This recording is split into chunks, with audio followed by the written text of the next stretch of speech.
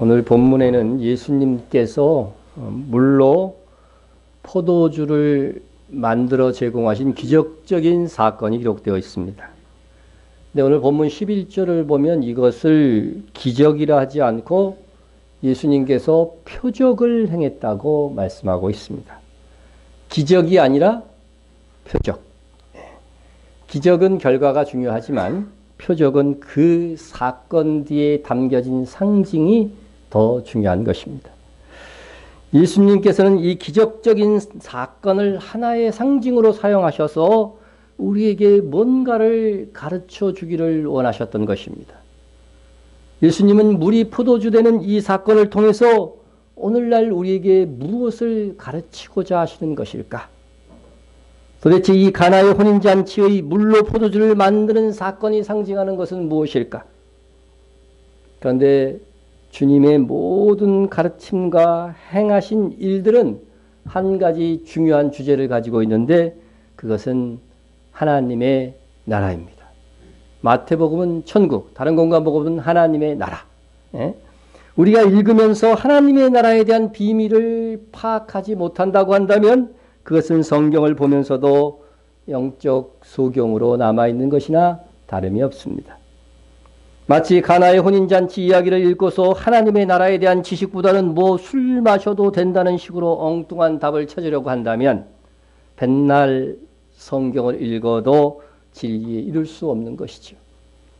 그러므로 오늘 말씀을 통해 우리가 추구해야 할 하나님의 나라의 모델을 잘 알아서 우리 교회 안에서 어떻게 헌신해야 되는지 답을 찾아갈 수 있기를 바랍니다.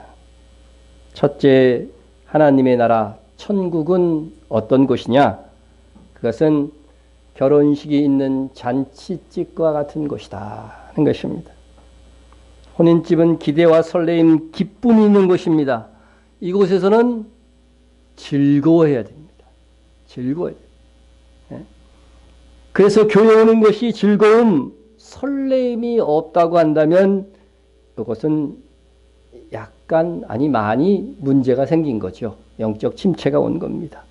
지겨워 가긴 가야 되겠는데 막 이런 식으로 오면 안 되는 겁니다. 이것은 축제입니다. 예배는 축제입니다. 예배는 축제예요. 우리 복음과 가사 중에 이 기쁨 주님 주신 것. 우리가 내세에 완성된 하나님의 나라에 가면 이 기쁨이 절정을 이룰 것입니다. 그러나 우리가 사는 세상 교회에서는 기뻐하지 못할 일들도 생기곤 합니다. 그런데 우리가 사는 이 세상에서 그리고 우리의 교회 생활들 속에서 우리가 천국의 기쁨을 누리며 살라고 하는 것이 이미 다가올 기쁨이 있으니 그 기쁨을 가지고 오늘도 기뻐하면서 살 수 있다고 하는 것이 우리 주님의 말씀인 것입니다. 일본에서 노인 3,136명을 조사했어요. 그 에이메드 의학부에서 60 내지 84세 된 노인 3,136명을 꽤 많죠. 4년 6개월 동안 추적 조사를 했답니다. 그래서 사망률을 조사해서 사망률. 그래서 남자의 경우 부인이 있는 경우보다 없는 경우가 사망률이 높을까요? 낮을까요? 부인이 없는 경우가 사망률이 무려 79%나 높았대요. 엄청난 차이죠. 남자들은 그래서 누구랑 살아야 돼요? 자, 근데 여자의 경우는 남편이 있는 경우가 없는 경우보다 여자 여러분 남편이 있으면 더 오래 살까요? 덜 살까요? 남편이 있는 경우가 없는 경우보다 사망률이 55%더 높았다는 사실입니다. 그러니까 남편을 두시면 여자분들은 오래 못 삽니다. 그래서 제가 생각한 건데 주신길교회 남편 성도 여러분, 아내를 위해서 빨리 죽읍시다. 앞으로 남자분들이 너무 오래 사시면은 아내를 사랑하지 않는 걸로 결론을 내리겠습니다. 예.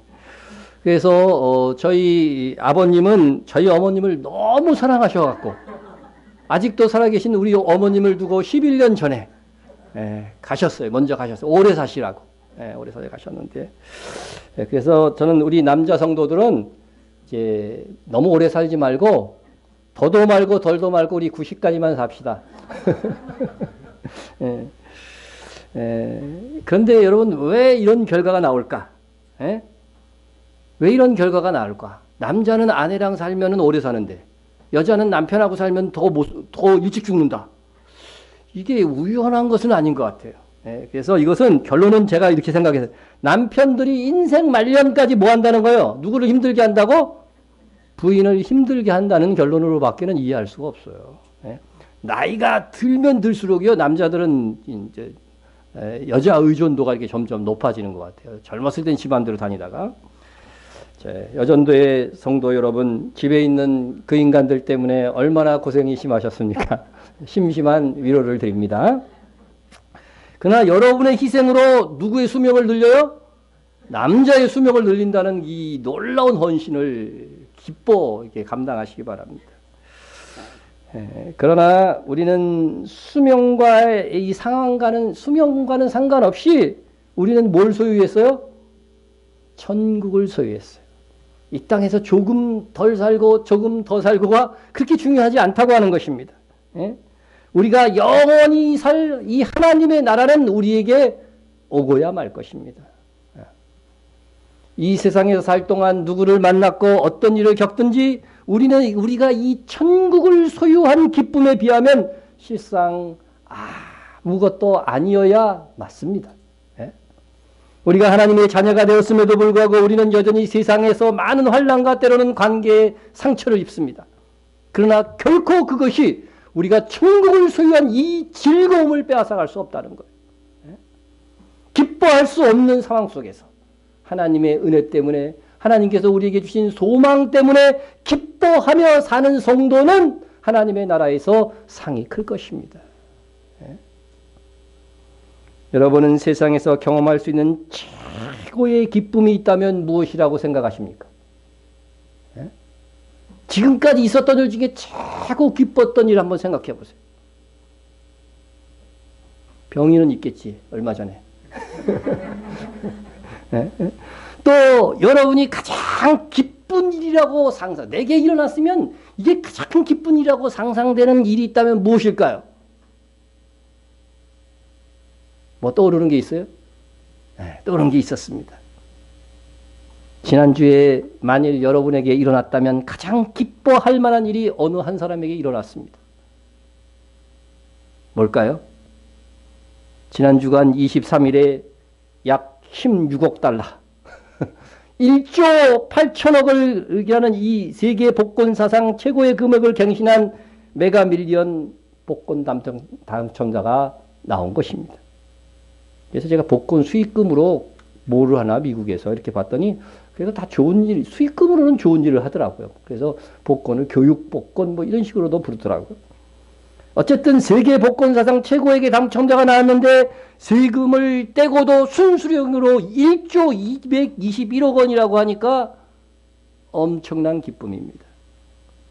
당첨 확률은 3억 200만 분의 1이었는데 이 통계학에서 보니까 이거는 확률 없다로 나와야 된다는 거예요. 이런 거는.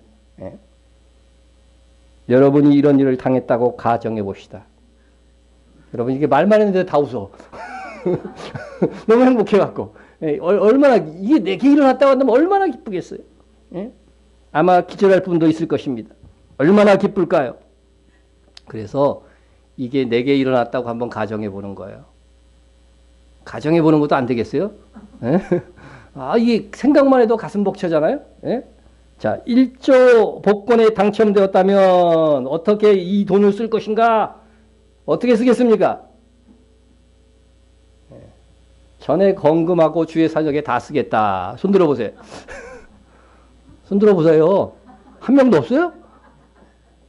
그거는 아무래도 그거는 뭐 가정도 이거는 안 되는 거예요? 이런 분에게 내가 축복해 주려고 지금. 그분에게만 복권 살 능력을 제가 기회를 못 사게 했지만 기회를 주려고 한 번도 없었습니다. 참 슬픈 일입니다. 저는 그렇게 할 것 같은데 나는 예전부터 그렇게 생각해. 만약에 내가 누가 우연이라도 나에게 선물을 해서 1등 당첨되면 나는 다 드리겠다. 가정하는데도 안 되는 이 불쌍한 인생들아. 그럼 2번으로 가보겠습니다. 절반만 헌금하겠다고 손 들어보세요. 그렇게 될지어다. 이것도 한 두세 사람밖에 없어서 지금. 3번 그러면 11조는 해야 될 거 아니야. 성도인데 11조하고 1000억 감사 헌금하겠다. 10분에 10에 2조 드리는 거야 그러면. 요거 손 들어봐. 엄미란 집사님 고 수준이요? 자 그러면 4번도 나옵니다. 4번 11조만 이것만 해도 몇 억이에요? 1000억이 넘는 거예요. 1000억이 넘는 거예요. 11조만 하시겠다. 그래도 당당하게 손 드는 거 봐서 홍삼 이사님. 나는 11조만 할래요. 감사한 거 조금 해야지. 그래도 어디 11조만 하나. 5번 비밀로 하겠다. 알려지면 다 뜯기니까 다 내 거다. 11조 하면 거기도 들키니까 안 된다. 딴 데 기분을 하더라도 5번은 없겠죠? 안 묻겠습니다. 또 제가 한 사람이라도 들으면 상처를 받을까 봐. 우리는 복권을 사지도 않지만 이런 복권이 당첨되었다는 가정을 통해서 우리 자신을 점검해 볼 수 있습니다. 점검해 볼 수 있어요. 우리는 우리의 일용할 양식 위에 하나님께서 더 주신 것들은 하나님의 일을 하라고 주신 것으로 보아야 하는 그리스도인입니다. 여러분 중에 이미 이 세상에서 일어났던 일 중에 사람이 1조 8천억 원의 복권 당첨보다 더 큰 기쁨을 맛볼 수 있는 어떤 것이 있다면 한번 상상해 보세요. 이 생각해내기란 쉽지 않아요. 그죠? 일시적인 기쁨으로 이만한 기쁨을 가져다 줄 수 있는 것이 거의 없다는 겁니다. 그러나 여러분 1조의 돈벼락과 하나님의 자녀된 기쁨 중에 본질상 어느 것이 더 큰 기쁨이어야 할까요?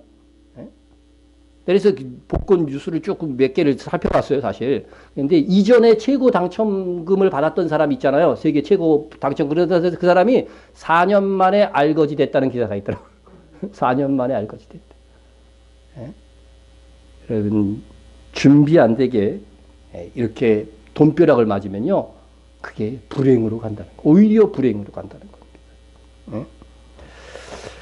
그렇게 우리가 상상 이상의 거액이 우리에게 갑자기 떨어지면 그것을 합당하게 사용할 사람은 드물어요. 그러므로 여러분 1조 8천억이 거저 생겼다면 하나님께서는 이에 대한 뭐를 물으셔요? 책임을 물으시는 거예요. 하나님께서 더 주신 사람에게 많이 준 자에게는 뭐라 그랬어요? 많이 달라 했으니까 돈은 그 사람에게 더 많이 주신 거 아니에요. 그러면 그것을 어떻게 사용했는가에 따라서 하나님께서 어떻게 하신다는 거예요? 책임을 반드시 묻는다는 거예요. 여러분 그렇게 되면 결과적으로 거액의 당첨금이 하나님의 나라까지 보면 해가 될 가능성이 많은 것입니다. 우리가 일어난 수많은 짜릿한 기쁨들이 있을 수 있지만 우리 마음과 삶에 근원적으로 자리해야 하는 기쁨은 구원의 기쁨입니다. 이 구원의 기쁨은요. 하나님께서 우리를 선택하셨다는 거예요. 그리고 우리를 절대로 포기함 없이 하나님의 능력 성령의 내주를 통해서 우리를 어디까지 끌고 가겠다? 하나님의 나라까지 데리고 인도해 가겠다는 겁니다. 하나님의 사랑을 저는 한마디로 얘기한다면 선택이라고 봐요. 그래서 선택. 이 세상에 수많은 사람들이 있는데 특별히 우리를 지명하여 부르시고 선택해 주신 것. 그것도 창세전에 우리를 기획하신 거 아니에요. 기획하셔서 이 땅에 태어나게 하시다 이곳에 모여서 하나님의 이름을 찬양하게 했다고 하는 이 놀라운 사실. 이 선택의 감격. 이 무조건적인 사랑. 이것이 얼마나 큰 기쁨인가. 그래서 우리가 지속적으로 기쁨의 생활을 하려고 한다면 우리에게 영생을 주신 그 하나님을 깊이 사랑해야만 가능합니다. 기쁨은 사랑하는 자들에게 주어진 하나의 복입니다. 우리는 무엇을 좋아하면 뜨겁게 사랑하면 그것으로 기뻐서 어찌할 줄 모르게 됩니다. 하나님께서 우리를 얼마나 사랑하셨는지 저는 하나님의 이 사랑의 표현, 우리를 향한 사랑의 표현을 가장 시적으로 멋지게 드러낸 것이 저는 스바냐서에 있다고 생각해요. 여러분은 다를 수 있어요. 저는 스바냐서 이 말씀입니다. 그가 너로 말미암아 기쁨을 이기지 못하시며 너를 잠잠히 사랑하시며 너로 말미암아 즐거이 부르며 기뻐하시리라. 여기서 보면 첫째로 하나님이 우리로 말미암아 기쁨을 이기지 못하여 하신대. 예? 옆 사람 쳐다보세요. 두식 한번 쳐다봐요. 서로 쳐다봐. 예? 예? 쳐다봐. 민망해도 쳐다봐요. 그리고 나서 기쁨을 이기지 못하는 사랑스러운 표정을 한번 줘보세요. 서로에 대해서. 예? 해봐요. 남자들 안 하잖아, 이거. 예? 예. 순전해야 돼. 그냥 어린아이처럼 해봐야 돼요. 예, 예. 병이는 바보 같다, 야. 예. 이런 기쁨을 이기지 못한, 그냥 그 사랑스러워서 어쩔 줄 몰라 하는 그 기쁨을 이기지 못하는 그거, 예? 예? 또 두 번째는 우리를 어떻게 하신다 그랬어요? 잠잠히 사랑하십니다. 예? 드러내지 않고 외치지 않고 조용히 잠잠히 표신하지 않게 때로는 은밀하게 사랑해 주시는 분이십니다. 은근히 챙겨주시는 하나님이십니다. 예? 하나님이 나를 챙겨주는지 몰랐어. 그런데 지나고 나서 세월을 다 뒤돌아보면 하나님이 인도하시고 합력하여 선을 이루게 하신 것뿐입니다. 예? 요셉이 노예로 팔리고 감옥에 갇히고 그 속에서 왕의 신하들을 섬기게 되고 억울한 일천지였어요. 그의 젊은 날들이. 예? 도대체 하나님께서 자기를 챙겨주지 않은 것만 같았습니다. 그러나 하나님께서 그가 애굽 총리가 되었을 때를 대비해서 모두가 준비시키는 하나하나의 과정이었어요. 예? 훈련의 과정이었다는 겁니다. 하나님께서 은근히 챙겨주신 것이고 하나님께서 잠잠히 요셉을 사랑하신 것입니다. 다윗은 사울왕에게 억울하게 전국 각지로 쫓기면서 모압과 블레셋으로 도망을 가고 정말 하나님께서 다윗과 함께 하시는가 의심할 만한 상황들이 연속되어졌습니다. 그러나 다윗은 그 과정을 통해서 결과적으로 장차 왕이 되었을 때 자기 나라에 대한 영토에 대해서 알게 되었고 적국에 대한 해박한 지식을 가진 왕이 되게 하셨던 것입니다. 하나님께서 은근히 왕의 자질을 챙겨주신 거예요. 잠잠히 사랑하신 것입니다. 우리에게 일어난 일들도 마찬가지입니다. 예상치 못한 기대하지 않은 일들이 우리 가운데 혹여 일어나는 것 같지만 알고 보면 다 하나님께서 잠잠히 사랑하시는 그 결과인 것입니다. 주님 다시 오실 때 어찌하든지 우리가 하늘의 상을 얻게 하시고자 하나님은 지금 우리의 삶 가운데 역사하고 계십니다. 우리도 하나님의 사랑을 닮아서 누구를 사랑해도 너무 편해지 말고 잠잠히 사랑하세요. 잠잠히. 누구를 위해서 나는 기도해 주고 나서 당신을 위해서 내가 매일 기도하고 있다고. 너무 그렇게 가끔 얘기해 주는 것도 힘이 되긴 해요. 근데 너무 설쳐서 자랑하지 말고 잠잠히 사랑해 주세요. 다 하나님이 기억하고 기도의 응답이 반드시 결실로 떨어질 것입니다. 세 번째 뭐라 그랬어요? 또 하나님께서 우리 때문에 즐거이 노래하신다. 성경 다른 곳에 하나님께서 노래하신다는 거 나온 거 봤어요? 즐거이 부르며. 이게 정말 노래 부르는 거더라고요. 오늘 찾아보니까. 우리 때문에요. 흥얼흥얼. 사랑하는 사람 보면 우리가 어떻게 해요? 노래 부르죠. 즐겁게. 노래도 불러주고 그 사람을 위해서 막 해주잖아. 그런데 하나님께서 우리를 보시고 즐거이 노래 부르며 기뻐하신다고 하는, 기쁨의 노래를 부르신다고 하는 것입니다. 예? 여러분, 우리를 너무 사랑하셔서 기쁨의 노래를 부르시는 하나님이 상상이 되십니까? 예? 우리도 그런 하나님을 기뻐해야 하지 않겠습니까? 예? 우리가 주를 사랑할 수만 있다면 우리는 충분히 오늘 즐거워하고 기뻐할 수 있습니다. 죽게 피하는 모든 사람은 다 기뻐합니다.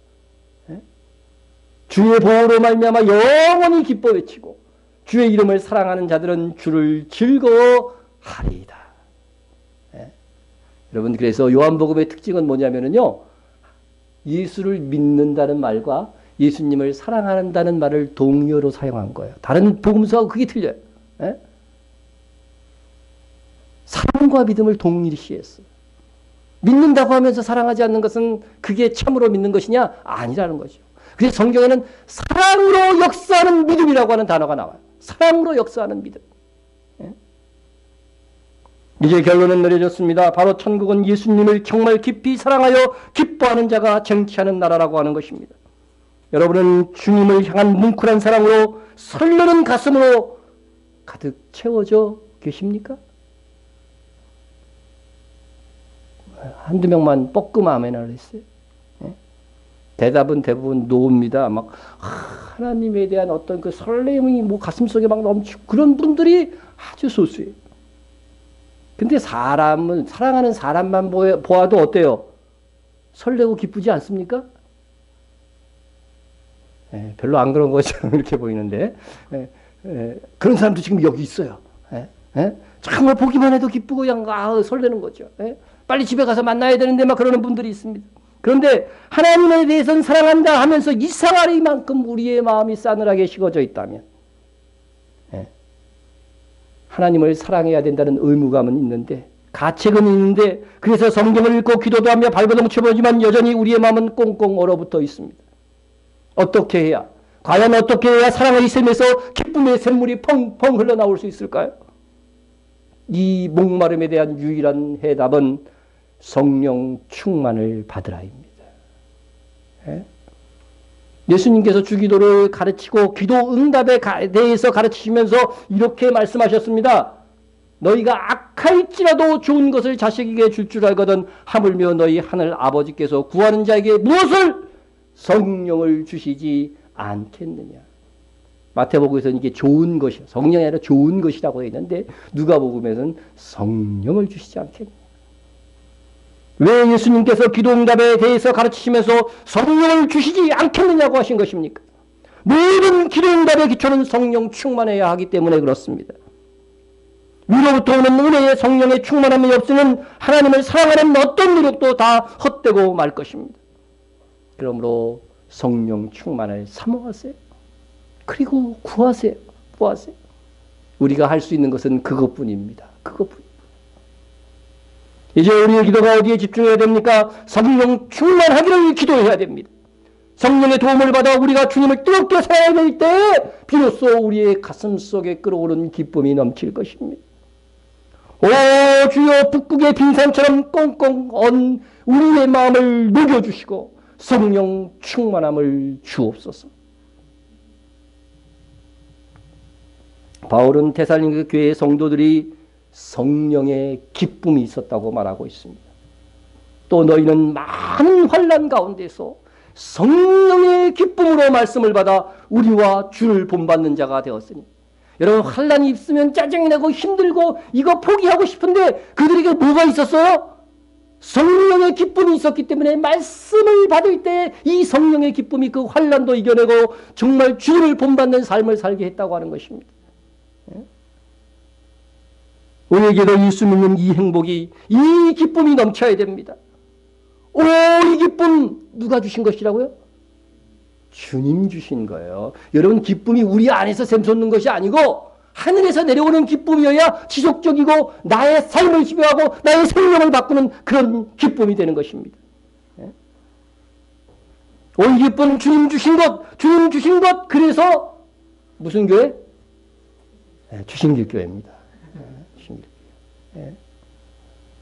천국은 그렇게 성령 충만하여 하나님과 주 예수님을 기뻐하는 감격이 있는 자들이 충만히 누릴 수 있는 나라입니다.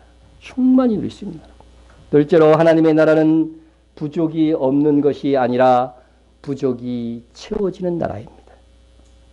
우리가 천국에 가면요, 거기에 늘 잔치하는 기쁨이 있는 곳인데 그곳엔 잔치를 하다가 음식이 떨어진다던가 포도주가 부족하던가 그런 일이 없습니다. 그 나라는 부족이 없는 나라입니다.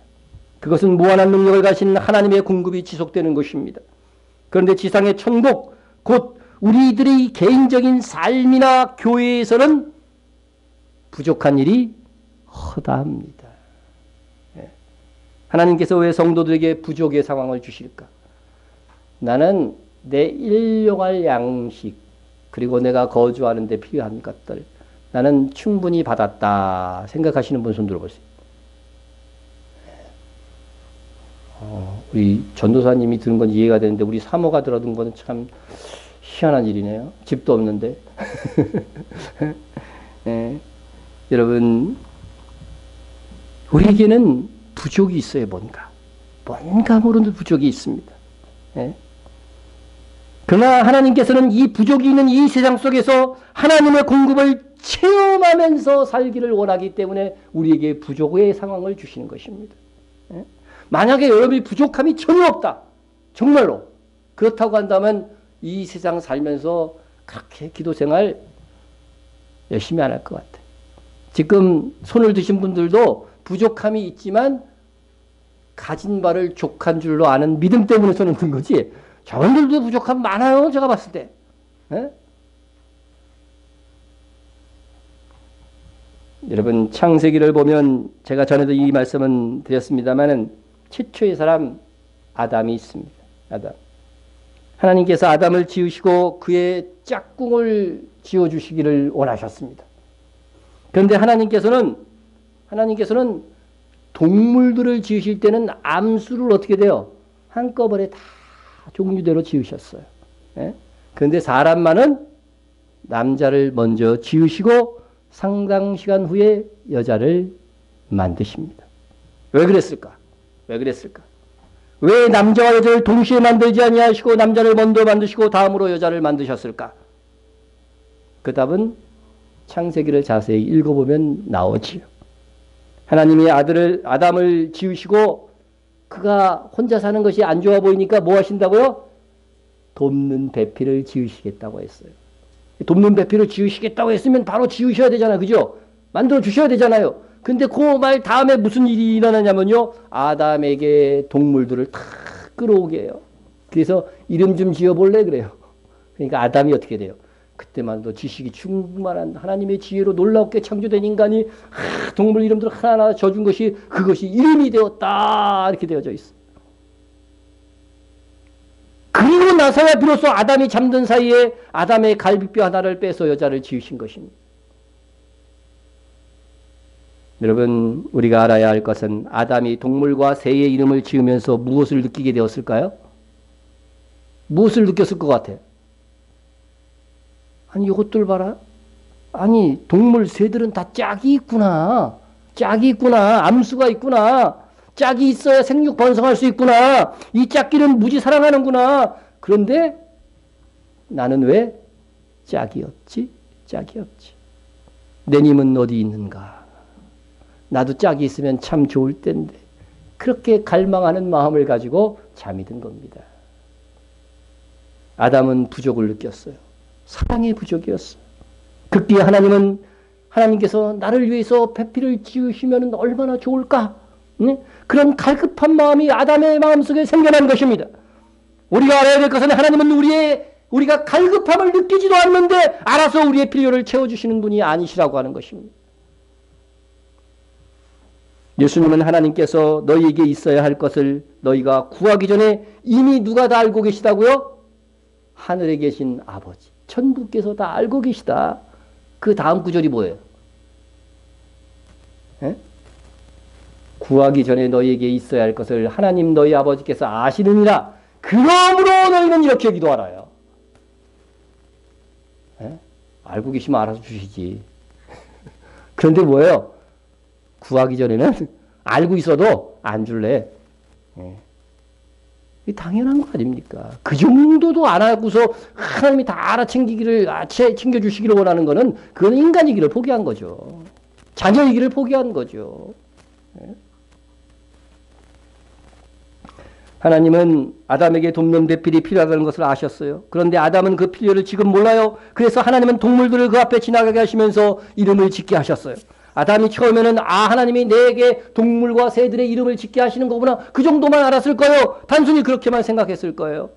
그런데 하나님은 아담이 돕는 배필을 지으신 일과는 전혀 상관없는 이 동물의 이름 짓는 일을 통해서 나에게도 애인이 있었으면, 나에게도 짝이 있었으면 그런 필요성을 야기시켜 주신 것입니다.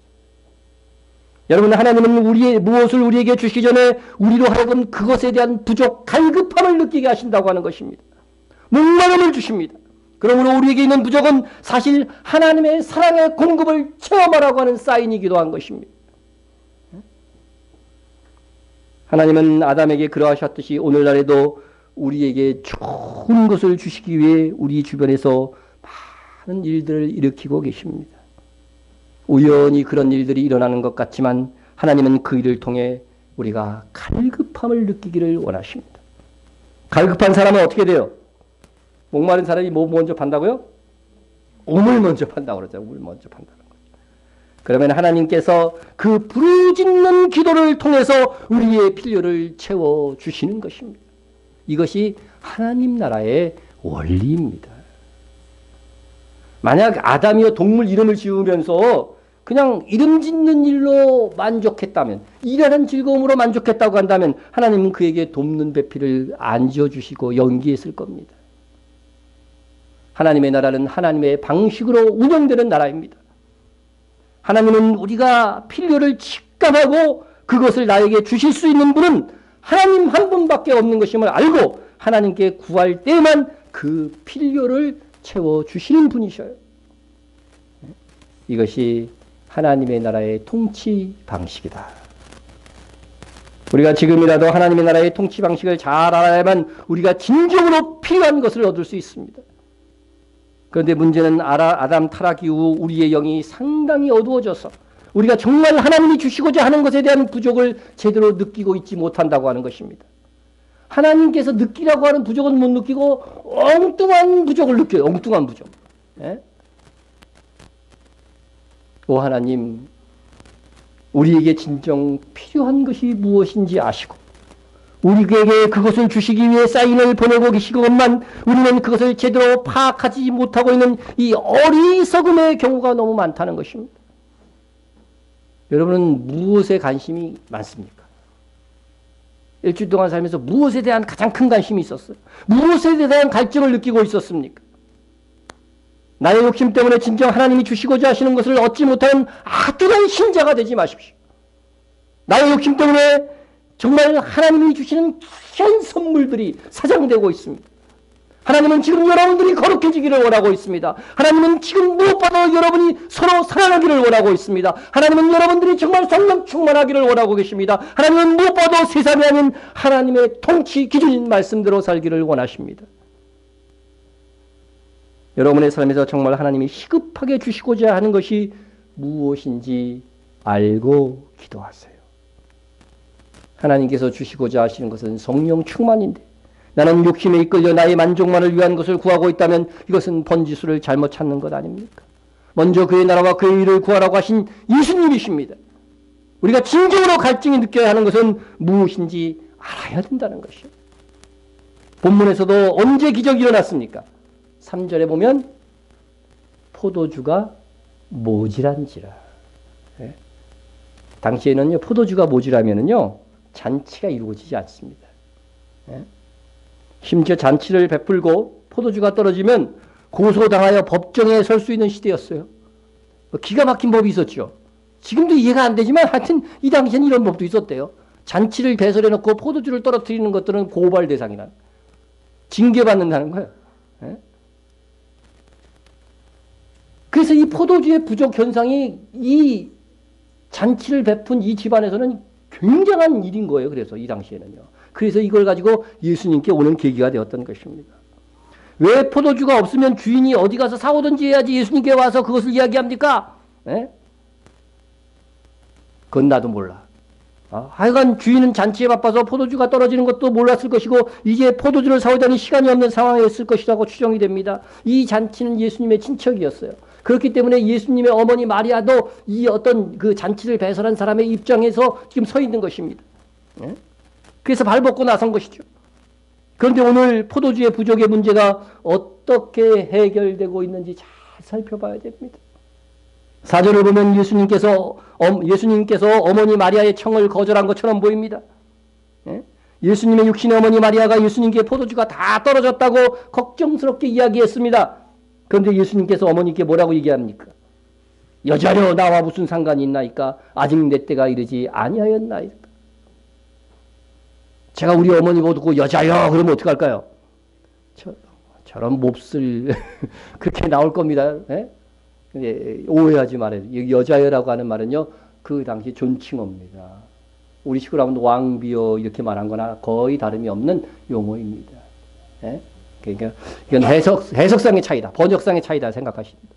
주님은 이 어머니를 아주 존중하게 부르시면서 어떻게 돼요? 정중한 거절을 한 거죠. 거절 못해갖고 해당하는 사람 많아요. 그죠?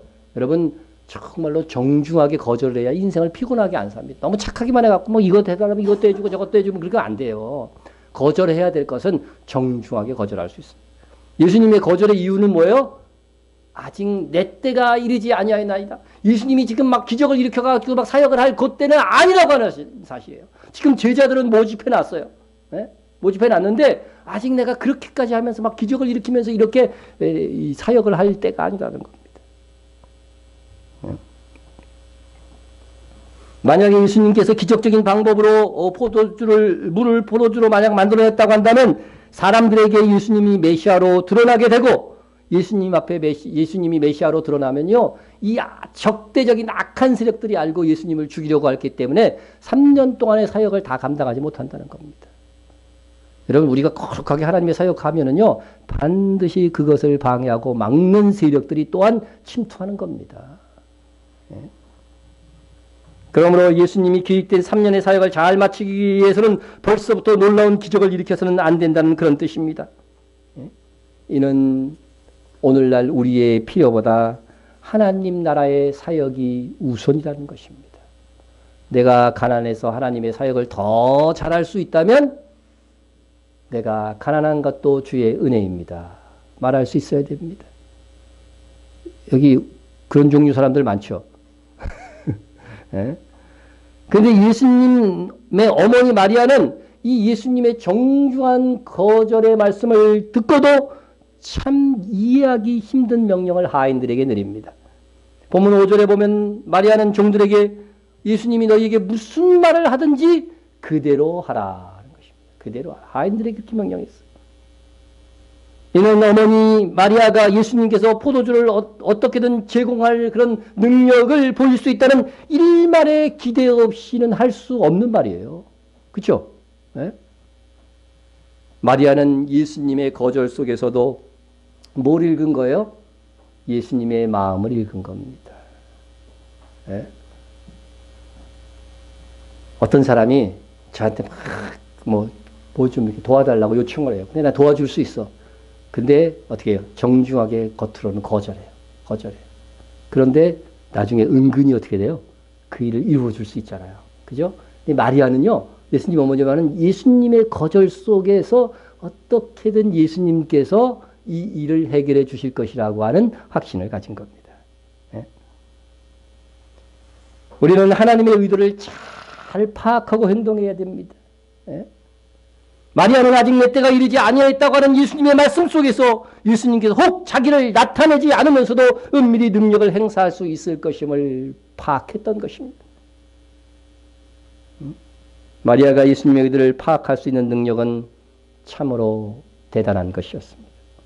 어떻게 마리아가 예수님이 냉정한 거부하는 듯한 태도 속에서도 기적을 일으킬 것을 예측할 수 있었을까? 참 신기하죠. 이때는 예수님께서 이게 뭐 첫 표적이라고 오늘 기록되어 있는데 제자들을 모집한 걸로 말해서 제자들을 모집할 때 어떻게 했어요? 깊은 데로 가서 그물 던지고 고기가 많이 잡혔죠. 네? 그런 기적이 있긴 있었어요. 그러나 여기는 첫 표적이라고. 요한복음에서 나오는 첫 표적이에요. 요한복음에서는.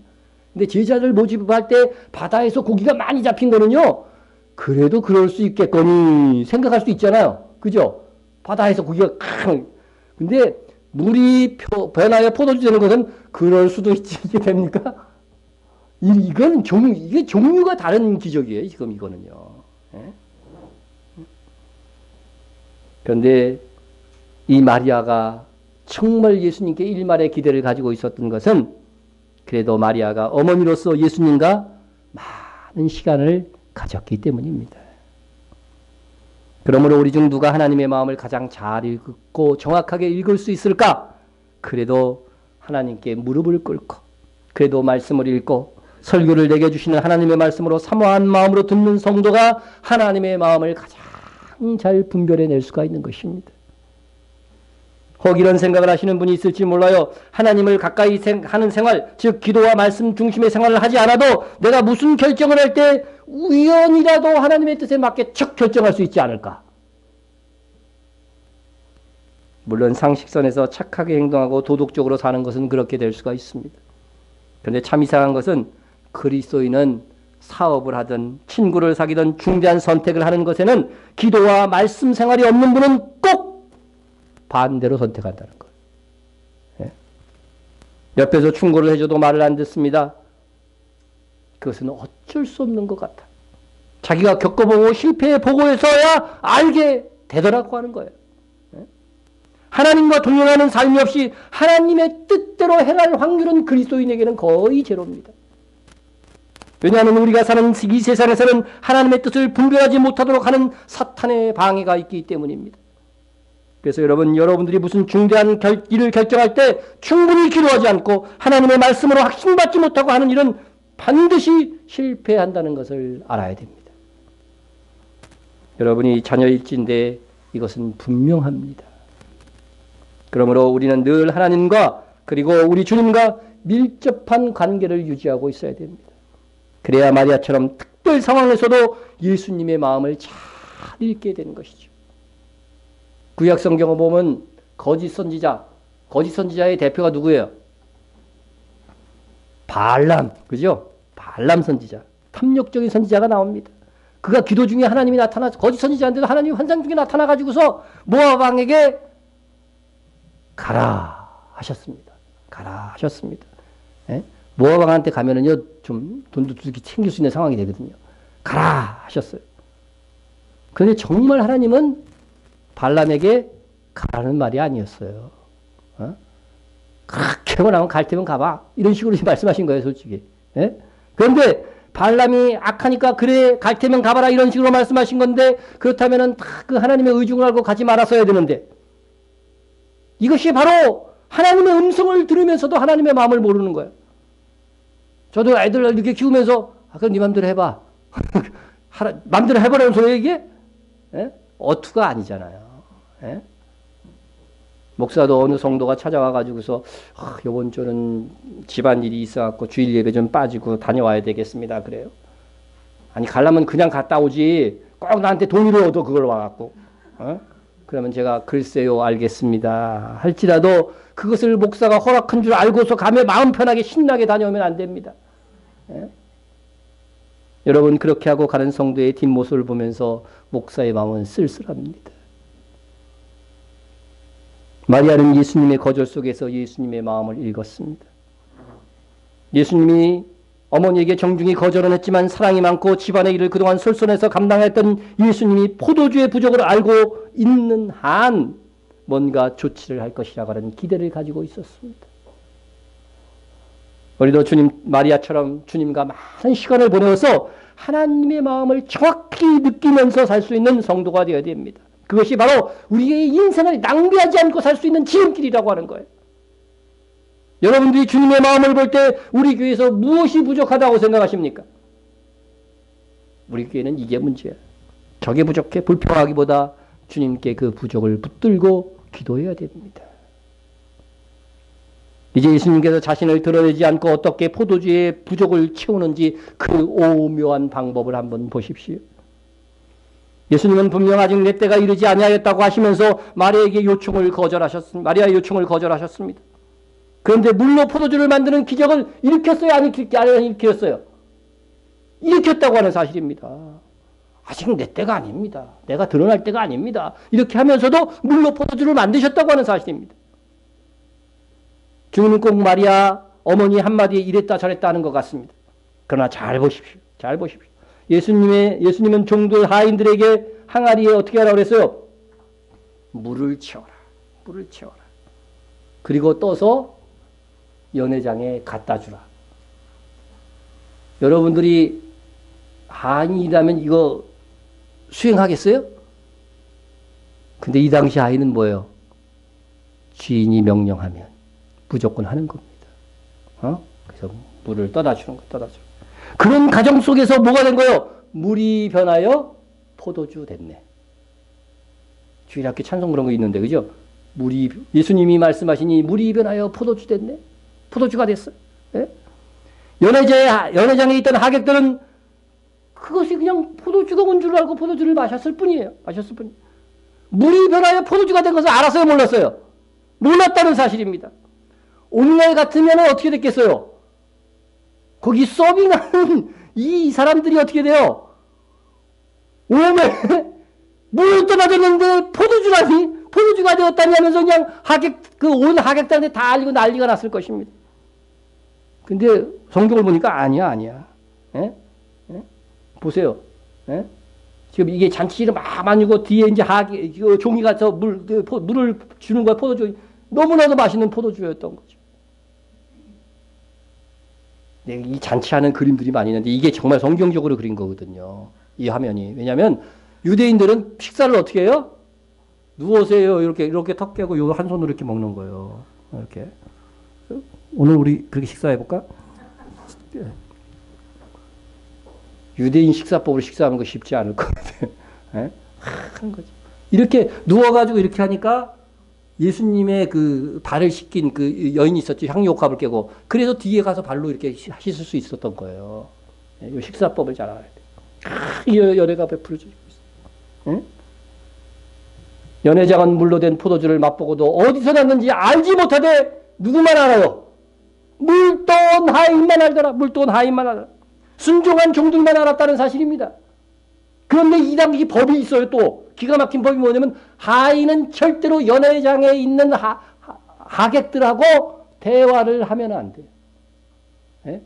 그러니까 이거 물이 포도주 된 건데 말할 수가 없는 거야. 이들만 기적을 보고도. 예? 그러니까 성경이 이렇게 기록되어져 있는 거예요. 물돈 하인들은 알더라. 우리 오늘날 같으면 이 서빙하는 사람이 다 말했겠죠. 다 말했겠죠. 이 놀라운, 막 박수치고 이게 웬일이야 막 하고 난리가 났을 텐데, 이 당시엔 법은 이 하인들은요, 하객들한테 함부로 말도 못하는 종들이에요. 노예라고 말이죠. 그러니까, 어떻게 된 거예요? 이렇게 해서 은밀하게 기적을 일으키심으로 어머니 마리아의 요구도 들어주고, 세상에서 아직도 당신께서 메시아로 드러나는 이것도 어떻게 돼요? 안 드러나게 돼요.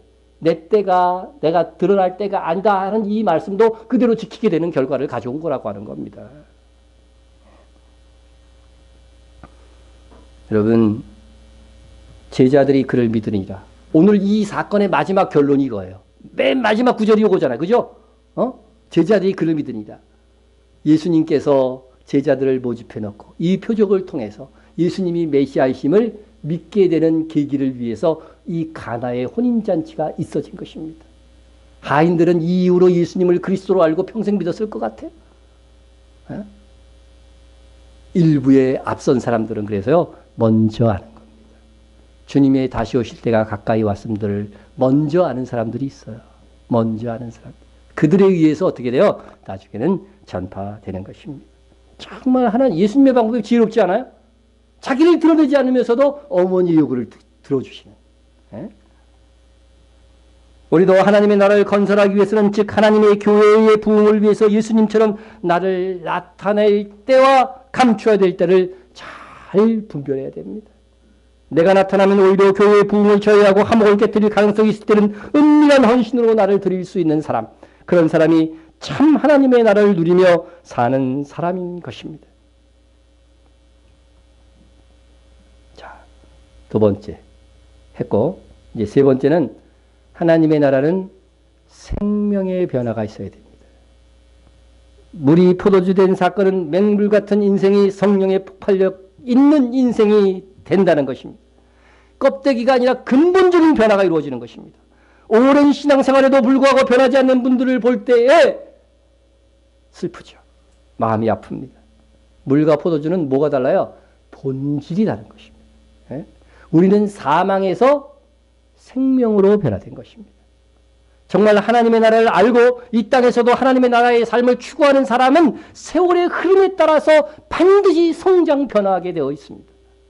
1년 전이나 10년 전이나 성격 태도 바뀐 게 없습니다. 그러면 아직도 하나님의 나라와 그의 의를 추구하고 있는 것이 아닙니다. 하나님의 나라의 믿음, 사랑, 헌신의 삶을 추구하는데 어떻게 그 인격이 성장 변하지 않을 수 있겠는가? 여러분, 물이 변하여 포도주는 역사가 우리에게 일어났습니까? 안 일어났습니까? 우리에게는 이미 일어난 것입니다. 예? 여러분, 포도주는 뭐예요? 뭐를 상징해요? 성경에서.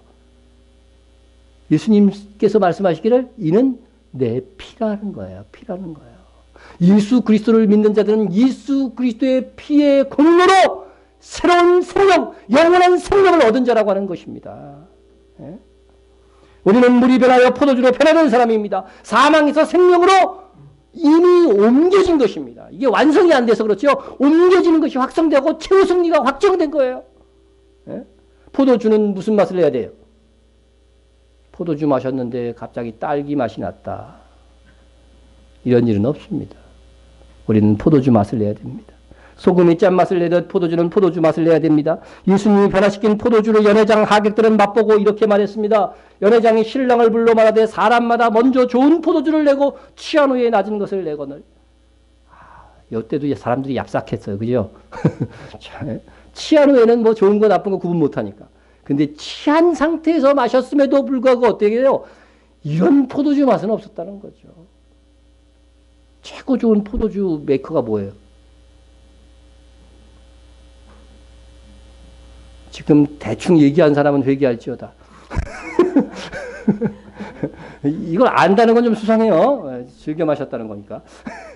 예. 하여튼 취한 후에 낮은 것을 내거늘 이 세상의 최고의 포도주보다 예수님께서 말씀으로 만드신 포도니까 얼마나 맛있겠어요. 그죠? 예. 하나님의 나라가 오면 포도주 마실까요? 안 마실까요? 저는 마실 거라고 생각합니다. 마실 거라고 생각합니다. 예. 여러분, 술은 기쁨의 잔치 때 분명히 사용되는 것이에요. 예. 그때는 지금까지 좋은 포도주를 두었다고 하면서 나중 나온 이 포도주를 칭찬할 정도였습니다. 여러분, 이런 사람을 기쁘게 하는 포도주가 되어야 됩니다. 우리가 그렇게 되어야 된다는 거죠. 예. 그것이 주님이 원하시는 우리의 모습입니다. 전에는 나 위주로 생각했지만은 이제는 나보다 그와 이웃을 먼저 생각하는 것입니다. 전에는 작은 일에도 화냈지만 이제는 아니에요. 좀처럼 화내지 않아요. 부드러운 미소와 사랑으로 사람들을 대해요. 이것이 좋은 포도주 맛을 내는 것입니다. 너무 거창하게 생각하지 마세요. 네? 이제 말씀을 정리합니다. 우리가 하나님의 자녀가 되었습니다. 첫째, 기쁨의 신앙생활을 해야 됩니다. 하나님이 나를 구원하신 기쁨으로 하나님께서 나에게 헌신의 기회를 주신 것으로 기뻐하는 삶, 여러분의 영혼의 기쁨, 그것이 넘치기를 바랍니다. 둘째, 우리의 부족을 하나님의 능력을 나타낼 수 있는 기회로 삼아야 됩니다. 우리가 우리의 진정한 부족을 알고 주께 간구함으로 하나님 나라의 풍요를 체험할 수 있는 기회로 삼아야 됩니다. 그리고 우리의 부족 속에서도 올바른 간구를 하려고 한다면 하나님의 마음을 읽을 수 있는 영성을 가져야 됩니다. 그러기 위해서는 하나님과 보내는 시간들이 많아져야 되겠고, 셋째, 우리는 하나님 나라의 백성으로 변화된 삶을 보여줄 수 있어야 됩니다. 포도주가 되어 맹물 맛을 내는 것이 없듯이 우리가 진정 하나님의 자녀가 되었다면 다른 성도들을 유익함으로 하나님의 자녀답게 살아야 됩니다. 그럴 때 우리가 누리는 하나님의 나라, 교회에서 기쁨이 넘치는 헌신을 하게 되고 우리가 내세에 누릴 완전한 하나님의 나라에서도 큰 상을 얻게 될 것입니다. 이러한 은혜가 여러분 모두에게 충만하시기를 주의 이름으로 축원합니다. 우리 통성으로 기도합니다. 하나님의 백성이 된 기쁨의 삶을 살겠습니다. 우리의 부족을 하나님께 간구함으로 풍요로 바뀔 수 있도록 간구하세요. 하나님의 자녀답게 변화된 삶을 살게 하소서. 우리도 노력해야 되지만요, 성령께서 도와주셔야 돼요. 그래서 자녀답게 변화된 삶을 살게 하소서 구하시고요. 이스라엘의 복과 지원교회들을 위해서 기도해 주시고요. 나라를 위해서 기도해 주시고 북한 및 박해받는 세계 성도들을 위해서 교회의 부흥과 목회자와 성도 간의 중보를 위해서 기도해 주시기 바랍니다. 우리 동성으로 기도합니다. 사랑의 하나님 아버지 감사합니다. 하나님의 백성이 된 것을 감사합니다. 수많은 세상 사람들 중에 나를 구원하신 이 구원의 감격, 구원의 기쁨이 나의 삶의 즐거움으로 나타나게 하여 주옵소서. 아버지는 살면서 부족한 일들이 있습니다. 이 부족을 하나님께 간구함으로 풍요로 바꾸어 나갈 수 있는 이 몸 되어지게 하여 주옵소서. 아버지 하나님의 자녀답게 살기를 원합니다. 변화된 삶을 살기를 원합니다. 빛된 삶을 살기를 원합니다. 성내지 아니하며 사랑하며 격려하며 진실하며 아버지 하나님 서로 아버지 돕는 자 섬기는 자의 삶을 살게 하여 주옵소서. 이스라엘이 회복되기를 원합니다. 그 땅에 예수 그리스도를 믿는 자들이 많아지기를 원합니다. 아버지 하나님의 장자의 직분을 회복할 수 있는 그들이 되기를 원합니다. 우리가 지원하는 이스라엘의 교회들 그리고 우리가 선교하는 교회들 주님께서 사랑하여 주시옵시고 날로 날로 부흥성장케 하여 주옵소서. 이 나라의 민족을 기억하여 주시고 대통령과 국회의원들과 아버지 하나님의 공무원들과 아버지 하나님의 군인들과 모두를 지켜주시고 자기 자리에서 일하게 하여 주시고 모든 기업들이 아버지 하나님이여 정말 자기 배만 불리지 아니하고 정말 나라와 민족을 생각할 수 있게 하여 주시기를 원합니다. 아버지 하나님의 북한 및 박해받는 세계 성도들을 위해서 기도합니다. 아버지 고통받는 핍박의 땅 속에서도 저들이 믿음을 지키고 신앙을 지켜 하나님께 영광 돌리기를 원합니다. 아버지 그들에게 힘주시고 성령의 기쁨으로 채워주시기를 원합니다. 아버지 우리 교회를 붙들어 주시옵시고 성령과 말씀으로 부흥하고 성장하는 교회가 되어지게 도와주시옵시고 하나님을 진심으로 찾고 우리에게 주인 선교적 사명을 잘 감당케 하여 주시옵소서. 깨어있는 목회자가 되어지게 도와주시옵소서. 아버지 우리 성도들 중에 연약한 성도들이 있습니다. 믿음이 견고케 하여 주시고 날마다 주님을 바라보고 주를 낭망하는 저희들 다 될 수 있도록 주님 함께하여 주시옵소서. 예수님의 이름으로 기도드립니다. 아멘. 전능하신 하나님 아버지, 우리를 자녀로 선택하신 하나님과 우리를 위해 피 흘려주신 주 예수 그리스도를 기뻐합니다. 우리가 부족함에 처할지라도 요청하고 간구할 수 있는 주 예수의 이름이 있는 것이 행복합니다.